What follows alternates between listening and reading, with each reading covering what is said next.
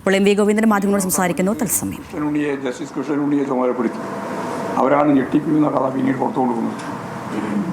ഇതൊക്കെ UDF എന്ന് പറഞ്ഞുകൊണ്ടാണ് ഇങ്ങനെ പറഞ്ഞത്. എവിടെ പോയി തിരുവാഭരണം, അതിന് തെരി സ്വർണ്ണം തിരിച്ചു കിട്ടിയില്ലല്ലോ. അപ്പോൾ ഉണ്ടാവുന്ന സംഭവങ്ങളെ കൃത്യമായിട്ട് പരിശോധിക്കണം. ഇവിടെ SIT കൃത്യമായിട്ട് പരിശോധിക്കുകയാണ്. ഒരു തരി സ്വർണ്ണം ഒഴിയാതെ കൃത്യമായിട്ട് തിരിച്ചു കൊണ്ടുവരുന്ന എൻ്റെ ഉറച്ച വിശ്വാസം. അതിനാരായാലും അവരെ പേര് നടപടിയെടുക്കും, നിലപാട് സ്വീകരിക്കുകയും ചെയ്യും. അത്രയും കാര്യങ്ങൾ പരസ്യമായി പറഞ്ഞിട്ടുള്ള പാർട്ടിയാണ് CPIM. അതിനെപ്പറ്റി പറയുന്നതല്ല, പാർട്ടി നടപടി നിങ്ങൾക്ക് തിരക്ക്. പാർട്ടി നടപടി വേണ്ടത് ഈ പാർട്ടി തീരുമാനിക്കുക. അയാൾ രാഹുൽ മാങ്കൂട്ടത്തെ പോലെ കോൺഗ്രസിൻ്റെ തിരഞ്ഞെടുപ്പ് പോയിട്ടില്ലല്ലോ. അയാൾ ജയിലിലല്ലേ ഉള്ളത്. നീ കിടക്കുന്ന ആളെ സംബന്ധിച്ചിടത്തോളം പുറത്തു വന്ന് പ്രവർത്തിക്കുന്നുണ്ടെങ്കിലല്ലേ ഞങ്ങൾ ഇടപെടേണ്ട കാര്യമുള്ളൂ. നിങ്ങളുടെ എല്ലാം ശരിയായ നിലപാട് സ്വീകരിക്കും. അതിനൊന്നും നിങ്ങൾക്ക് സംശയം വേണ്ട.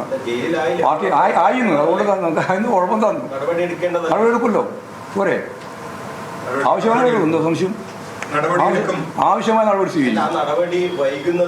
നിങ്ങൾക്ക് അതിൽ വെപ്രാളൊന്നുമില്ലല്ലോ. ഒരായുധമില്ല. UDF ആയുധം പറയാൻ പറ്റില്ല.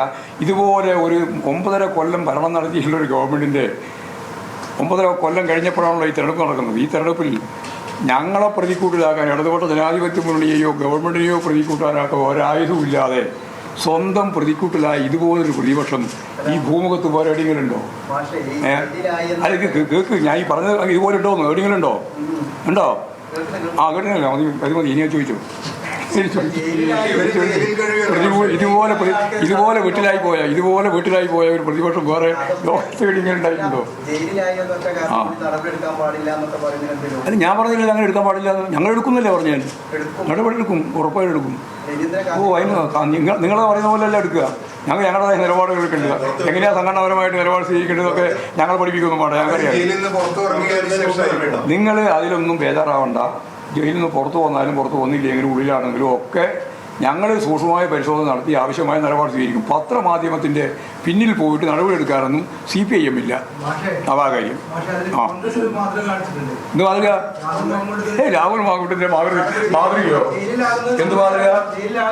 ജയിലിലാകുന്നതിന് മുമ്പ് അവൻ്റെ മുമ്പിൽ നിരവധി ആവശ്യങ്ങൾ, അതിൻ്റെ പരാതികൾ കെട്ടിക്കിടന്നിട്ട് അവസാനം കെട്ടിക്കിടന്നതിൻ്റെ മേലെ ഒരു നിലപാട് നിങ്ങൾക്ക് സ്വീകരിക്കാൻ പറ്റില്ല.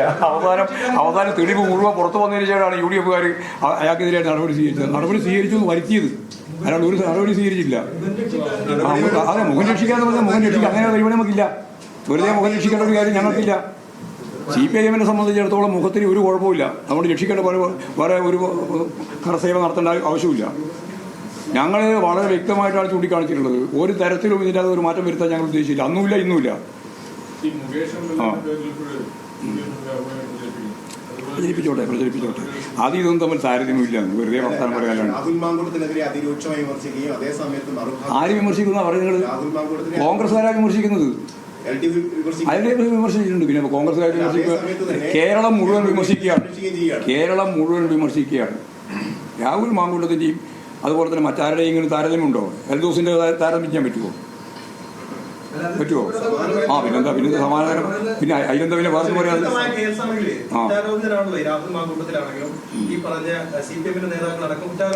CPIM നേതാക്കന്മാരാരില്ല. ആരാ? പാർട്ടി മെമ്പർ പോലും അല്ല.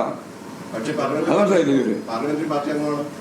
പാർലമെന്ററി പാർട്ടി അംഗമാകുക എന്ന് പറയുന്ന MLA ആണ്. MLA എന്ന് പറയുന്ന MLA പാർട്ടി ചെയ്യുന്നതിൽ പറഞ്ഞു. പാർട്ടി ചെയ്യുന്നതിൽ ആരൊക്കെ മത്സരിക്കുന്നത് പാർട്ടിയിൽ തീരുമാനിക്കുക. അങ്ങനെയുള്ളവർ ആർക്കും മത്സരിക്കാം. നടപടി എടുത്തിട്ടില്ല. കേസ് നടന്നുകൊണ്ടിരിക്കുകയാണ്. ആ കേസ് പുറത്താളെ ഇപ്പോൾ ശിക്ഷിക്കപ്പെടുന്നവരെയാണ് സ്വീകരിച്ചിട്ടുള്ളത്. അങ്ങനെയൊരു സാഹചര്യത്തിൽ എന്ത് വേണം എന്നുള്ളത് കേസ് വരട്ടെ, തീർന്നിട്ടാ പറയില്ല. തീരുമാനിക്കാം. അങ്ങനെ തീരുമാനിക്കാൻ ഞങ്ങൾ കേസ് നടത്തി പൂർത്തിയായതിനു ശേഷം രാഹുൽ മാങ്കൂട്ടത്തിനെ പുറത്താകുള്ളൂ എന്ന് നിങ്ങൾ തീരുമാനിക്കും. എന്താ തീരുമാനിക്കാതെ? അല്ല, നിങ്ങൾ എന്താ തീരുമാനിക്കാതെ? അതാ ചോദ്യം. ആ ചോദ്യത്തിന് മാതൃകയൊന്നും വേണ്ട. ഇവിടെ മാതൃക പലതും മാതൃകയുണ്ട്. എല്ലാറ്റിനും മാതൃകയൊന്നും ഉണ്ടാവില്ല. ചിലതിന് പുതിയ മാതൃക ഉണ്ടാക്കേണ്ടി വരും. ഇവിടെ രാഹുൽ മാങ്കൂട്ടൻ ഇതുപോലെ ലോകത്ത് തന്നെ ഏതെങ്കിലും രാഷ്ട്രീയ രംഗത്ത് പ്രവർത്തിക്കുന്ന ഒരാൾ നിരവധിയായ, ഒന്നും രണ്ടൊന്നുമല്ല, നിരവധിയായ ആൾ, 18 ഇവൻ പറയുന്നത്, 3 ആളിപ്പോൾ വന്നിട്ടുണ്ട്. നിരവധിയായ ആളുകൾ അവരെ ഗർഭിണിയാക്കുക, അതുപോലെ അബോർഷൻ ചെയ്യാൻ നിർബന്ധിക്കുക, അത് മുഴുവൻ പരസ്യമായിട്ട് രാജ്യം മുഴുവൻ അറിയുക, ലോകം മുഴുവൻ അറിയുക, കോൺഗ്രസ്സുകാരെ അതിശക്തിയായിട്ട് എതിർക്കുക, അതിന് സൈബർ സെല്ല് കൊണ്ട് മറുപടി പറയാൻ വേണ്ടി കോൺഗ്രസ് ശ്രമിക്കുക, ഇതൊക്കെയാണ് നടന്നുകൊണ്ടിരിക്കുന്നത്. എന്നിട്ട് അതിനെ മുറി വെക്കാൻ വേണ്ടിയിട്ട് നിങ്ങൾ ഉടനെ മറ്റേ നിങ്ങളെ കൂട്ടുകാരുണ്ടല്ലോ പറഞ്ഞുകൊണ്ട് രക്ഷപ്പെടാൻ വേണ്ടി സാധിക്കും. നിങ്ങൾ ആർഗ്യുമെന്റ് ഒരാളെ നിങ്ങൾ ആർഗ്യുമെന്റാണ് നിങ്ങൾ രക്ഷപ്പെടാൻ വേണ്ടി ആ രാഹുൽ മാക്കൂട്ടത്തിനെ രക്ഷപ്പെടുത്താൻ ഒളിവിൽ താമസിപ്പിക്കുന്ന കോൺഗ്രസ് അല്ലേ ഇപ്പോഴും? അതെ, ആ ഈ ഒളിവിലായി അല്ല പിടിക്കാൻ രാജ്യത്ത് പിടിച്ചാൽ കിട്ടിയല്ലേ പിടിക്കാൻ പറ്റുള്ളൂ. ഇന്നലെ മറ്റേ ഇവിടെ വരുന്നു പറഞ്ഞു, ഇവിടെ കാസർഗോഡ് അവിടെ പോയി നോക്കിയിട്ട് ആളെ കിട്ടിയും. കോൺഗ്രസ്സുകാർ സംരക്ഷിക്കുകയാണ്, അതാ കാര്യം. പക്ഷെ ഒരാളുടെ മൊബൈൽ റേഞ്ച് കിട്ടി, അയാൾ സുള്ളിയിലുണ്ട് എന്ന് പറഞ്ഞു. പക്ഷെ സുള്ളിയിൽ പോകുമ്പോഴേക്ക് സുള്ളിയിൽ മാറും. അങ്ങനെ കർണാടകത്തിൽ പോയി തമിഴ്നാട് പോയി എല്ലാ സ്ഥലത്തും പോയി പിടിക്കും. എനിക്കതിൽ യാതൊരു സംശയമില്ല. രാഹുൽ മാക്കൂട്ടത്തിനെ കോൺഗ്രസിന്റെ പിന്തുണയോടുകൂടി ഒളിപ്പിച്ചാലും പിടിക്കും എന്ന് തന്നെയാണ് എന്റെ ഉറച്ച വിശ്വാസം. SIT ചോർന്നു പോകുന്നുണ്ടോ എന്ന് എന്നോട് ചോദിച്ചിട്ട് അവരോട് ഞാൻ SIT വെക്കാറാണ്. അങ്ങനെ ഒരാളാണ് ഞാൻ. പിടിക്കുന്നേ ഞാൻ പറഞ്ഞത്. നിങ്ങൾ ശുഭപ്രതീക്ഷയുള്ളവരാണ്. എപ്പോ നിഷേധാത്മകമായ നിലപാട് പറഞ്ഞുകൊണ്ടിരിക്കേണ്ട. പിടിക്കും. 9 ദിവസം ഒരു ചെറിയ ദിവസമല്ലേ, ഇനി എത്ര ദിവസം കിടക്കുന്നു? പിടിച്ചോളൂ. ഇതുവരെ പിടിച്ചില്ല. എത്ര കൊല്ലായി പിടിച്ചിട്ട്? 1985 പേപ്പറിൽ 1-ാം തീയതി. എന്നിട്ട് എത്ര കൊല്ലായി പിടിച്ചോ? ഏതെങ്കിലും ഒരാളെ പിടിക്കുകയോ ഒരാളെ പിടിച്ചതിന് ശേഷം ഇന്നെ ഞങ്ങൾ പിടിച്ചിരിക്കുന്നു, ഞങ്ങൾ സ്വർണം പിടിച്ചിരിക്കുന്നു എന്ന് പറഞ്ഞ UDF എവിടെ ഒരു അന്വേഷണം നടത്തിയല്ലോ. അതിൽ ഞാൻ നേരത്തെ പറഞ്ഞു കമ്മീഷൻ കിട്ടിയില്ല. ഇനി എന്താ ചെയ്യേണ്ടത് നിങ്ങൾ അറിയിക്കും. എല്ലാവരും കൂടി എന്നോട് അറിയിക്കുന്നില്ല. ഞാൻ നിങ്ങളോട് പറഞ്ഞു മാത്രമേ ഉള്ളൂ. അത് UDF കാലത്താണെന്നുള്ളതാണ്. അപ്പോൾ ഏതാണ്ട് സ്വർണ്ണക്കൊള്ള നടന്ന ഏറ്റവും പ്രധാനപ്പെട്ട സംഭവം അതാ. ഒന്നും പറഞ്ഞില്ല, ഒരു മറുപടി പറഞ്ഞു. ഇന്നേരം പറഞ്ഞില്ല. നിങ്ങൾ ചോദിച്ച ചോദ്യത്തിനാണ് ഞാൻ മറുപടി പറഞ്ഞത്. അവർ മറുപടി പറയുകയോ ഇരിക്കുകയോ ചെയ്യുക. അതെനിക്ക് എന്റെ ആവശ്യമല്ല. പക്ഷെ നിങ്ങളിങ്ങനെ എന്തോ ഒരു കൊള്ള ഇപ്പം നടത്തിയിട്ടുണ്ട്, ഇത് ചരിത്രത്തിൽ ആദ്യമായിട്ട് നടക്കുന്ന ഒരു സംഭവമാണ് എന്ന് പറഞ്ഞപ്പോഴാണ് ഞാൻ പറഞ്ഞത്.